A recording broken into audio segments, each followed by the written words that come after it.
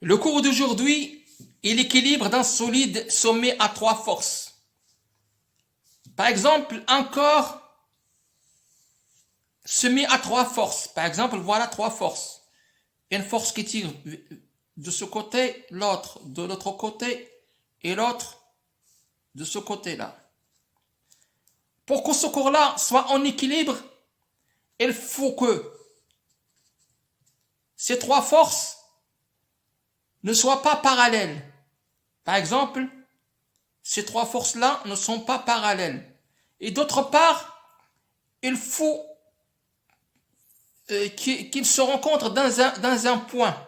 Par exemple, si on fait en translation de ces trois forces, voilà notre force, par exemple, voilà notre force, voilà notre force, voilà, ils s'occupent sur un point.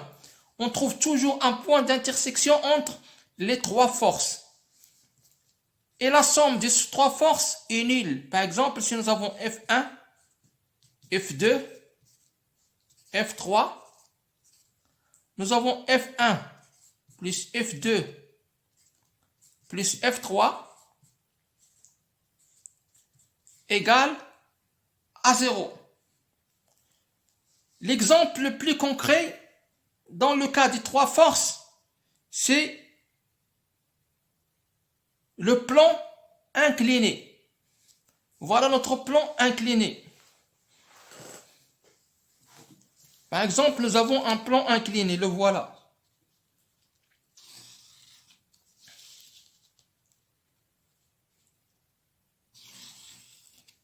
Nous avons encore ici, tiré par un fil.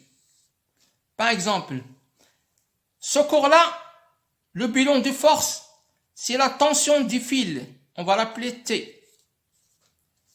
Et le poids P, le poids du corps.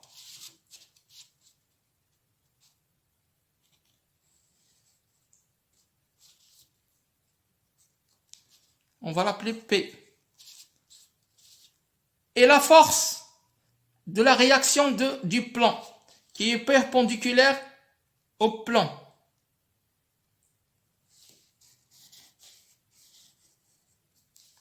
Pourquoi il est perpendiculaire au plan?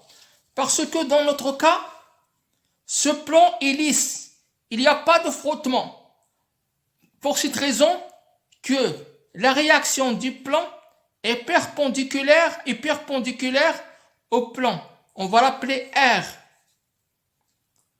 Je vais vous donner un autre exemple dans le cas où la réaction n'est pas perpendiculaire au plan.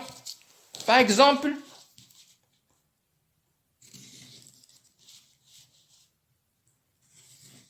voilà un plan incliné. Nous avons un corps qui est en équilibre à cause du frottement. Il n'y a pas d'autre force à part le frottement.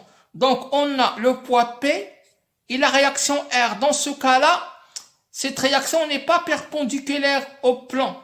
Mais cette réaction, elle ne laisse pas le corps de descendre. Donc il va se diriger dans ce côté-là. Donc ce corps-là qui est en équilibre, mais dans un plan incliné avec frottement, il se met à deux forces. Nous avons le poids P et nous avons la réaction R qui n'est pas perpendiculaire au plan. Mais il a deux composantes. La première composante, c'est la réaction tangentielle. La voilà, réaction tangentielle. Et une autre réaction qui est la réaction normale.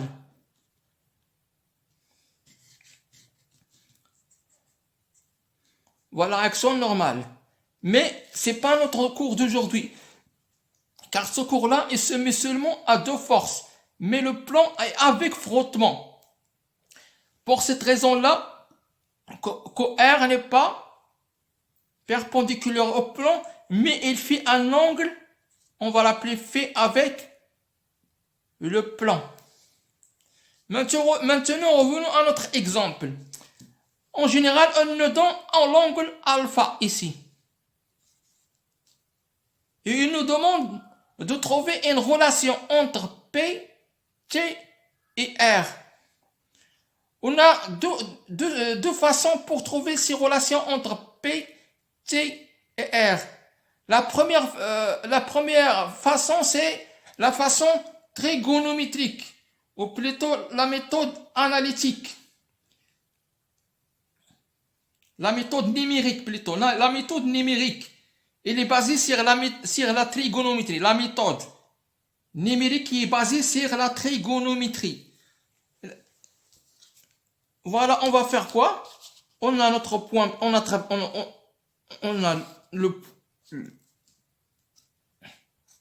le poids P. On a notre tension. Par exemple, ici. Voilà.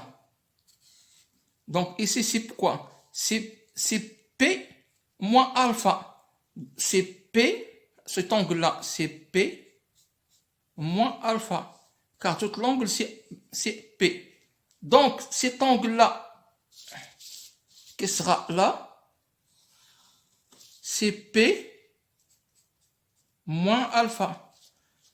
Donc, voilà, voilà le vecteur qui représente la tension.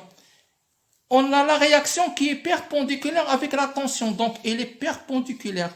Donc, elle sera perpendiculaire. Donc, voilà, par exemple, pour bien dessiner, on va mettre notre tension là, ici. On va faire notre perpendiculaire. Voilà notre perpendiculaire. Malheureusement, il dépasse le dessin. Voilà.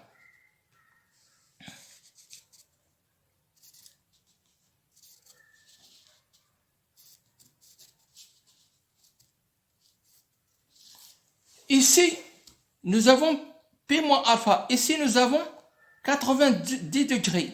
Donc ici, automatiquement, on aura l'angle alpha. Donc ici, c'est T. Ici, c'est R. On a cosinus de alpha. Maintenant, cosinus de alpha de cet angle-là. C'est quoi? Le cosinus de alpha égale le cosinus de alpha égale à R sur P.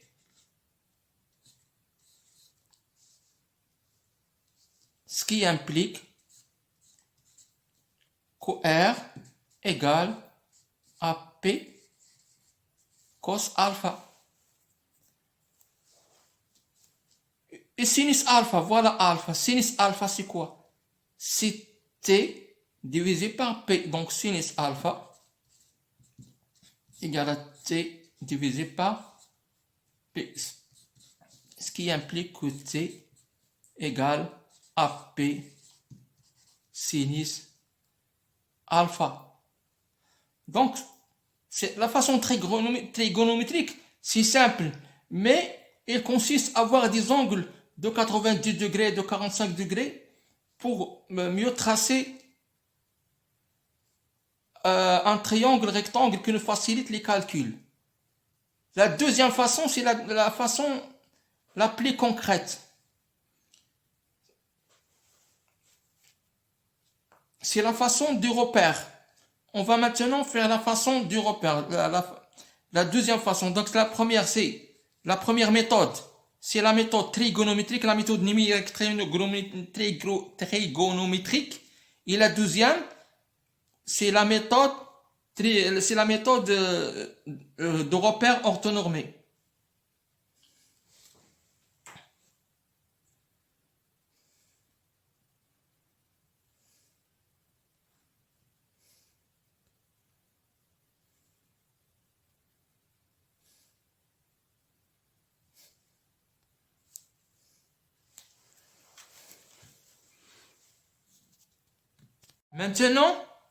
Maintenant, on va procéder à la deuxième méthode.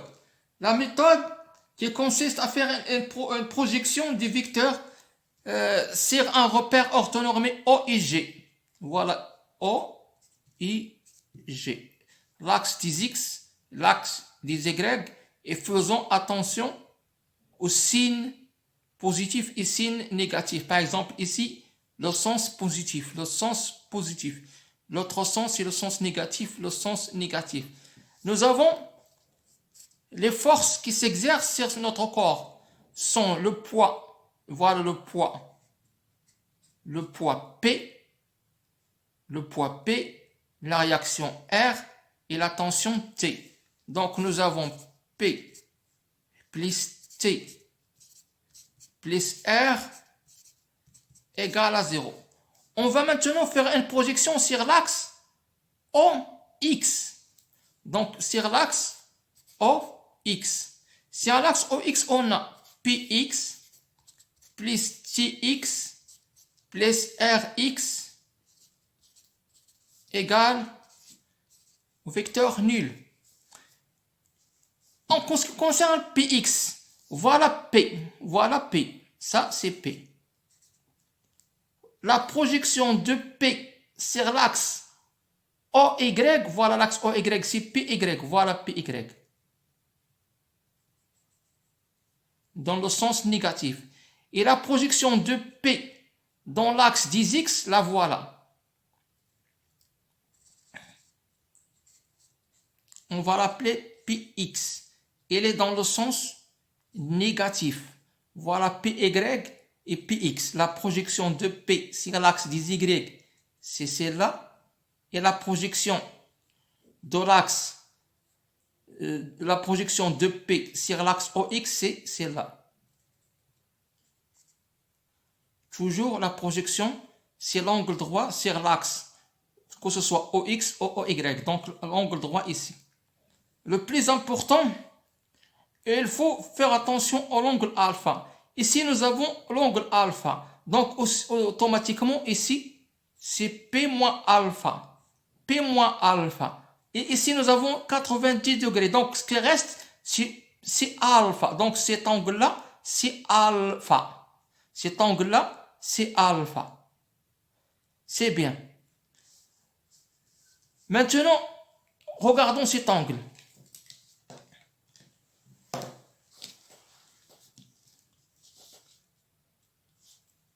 Cet angle-là. Cet angle-là, c'est aussi alpha. Cet angle-là, c'est aussi alpha.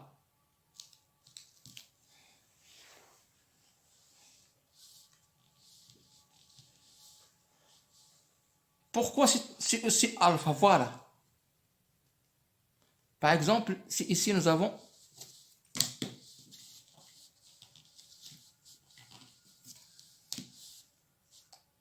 si nous avons ici alpha, automatiquement on aura ici alpha. Car ici c'est P moins alpha, ici 90 degrés, donc c'est là, c'est alpha. On a Px plus Tx plus Rx égale à 0. Maintenant Px, là voilà Px. Px en fonction de cet angle-là qui est alpha. Donc cet angle qui est alpha, car cet angle c'est P moins alpha.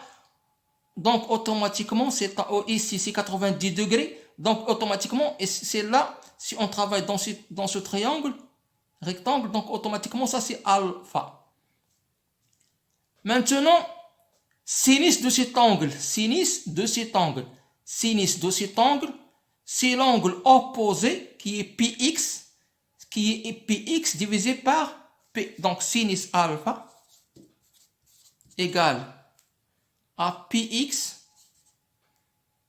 divisé par P. Px divisé par P. Or, Px a une valeur négative car elle est dans le sens négatif. Donc on aura Px, ça sera, donc on a Px égale à P sin alpha. Puisque Px est négatif, donc elle sera moins P sin alpha plus Tx. Tx, elle est parallèle à OX dans le sens de OX. Donc Tx égale à T. Tx, la voilà, il est tangentiel au OX, parallèle au OX dans le sens positif, donc Tx égale à T, donc plus T. Maintenant, Rx, voilà notre R. R est perpendiculaire à l'axe OX, donc pas de projection sur l'axe OX, il est nul, donc plus 0 égale à 0. Ce qui nous donne T égale à P sin alpha. Maintenant sur OY, on a PY plus TY plus RY égale à 0. PY, c'est la projection de P sur l'axe OY. On constate bien que PY, il est dans le sens négatif de l'axe OY. Dans ce sens-là, sens négatif. Si on fait en translation de repère OIG ici.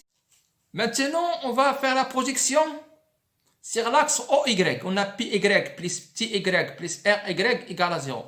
Voilà PY. La projection de P sur l'axe, OY, mais dans le sens négatif. On va travailler avec cet angle, l'angle alpha. On constate une chose, que cos alpha égale à quoi? Égale à PY sur P. PY sur P. Ce qui implique que PY égale à P cos alpha. Or, PY est dans le sens négatif. Donc, on aura moins P cos alpha plus TY. On cherche maintenant TY. On a T est perpendiculaire à l'axe OY. Donc, sa projection est nulle. Plus 0. Plus maintenant RY. Là, voilà RY. Il est dans le même sens de l'axe OY. Il est positif. Donc, non, plus R égale à 0. Ce qui implique que R égale à P cos alpha. Donc, le même résultat que la méthode trigonométrique. T égale à P sin alpha, R égale à P cos alpha. P le poids, mg. Maintenant, je vais vous faire une remarque. Quand il s'agit d'un plan non incliné, nous avons encore en équilibre se met à le poids P et la tension d'un fil T. Dans ce cas-là, R n'est pas normal au plan car le plan n'est pas incliné. Car le corps est en équilibre, donc deux forces ne sont pas parallèles. Donc, si R est normal, donc il est parallèle au P. Donc, or, R n'est pas parallèle. Donc, il est dans ce côté-là, opposé à T. Voilà R. Il fait un angle avec la normale. Voilà le normal. Il fait un angle fait. R a deux composantes, un R normal et un R tangentiel. Réaction normale et une réaction tangentielle. Nous avons P. Nous avons T qui fait un angle droit. T qui fait un angle droit avec P. Nous avons R.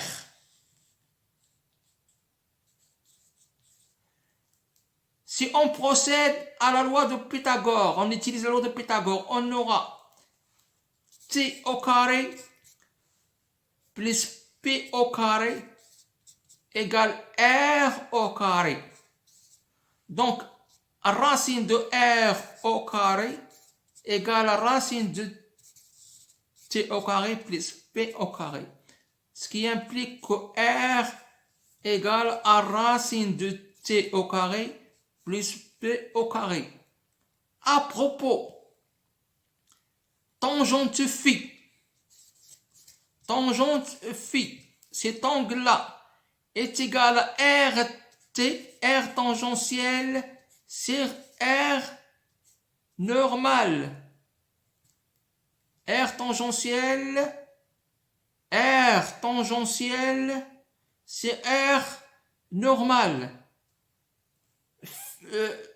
Si on tire par exemple le fil, il arrive à un point où le corps ne se met plus à l'équilibre. Le point max, la force maximum pour que le corps reste en équilibre est équivalent à un fait zéro. Donc, on dit que RT divisé par Rn égale à tangente fait 0 égale à U. I est le coefficient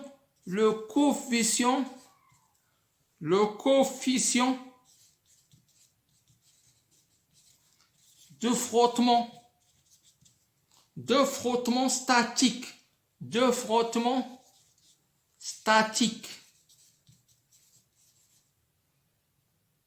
Elle dépend, cette U-là, elle dépend de la nature de contact entre l'objet qui glisse et celle du support. À propos, le corps est en équilibre, donc T égale à RT. T, la force avec laquelle on tire, égale à R tangentiel. Maintenant, on va procéder à un exercice. On va faire un exercice pour mieux comprendre.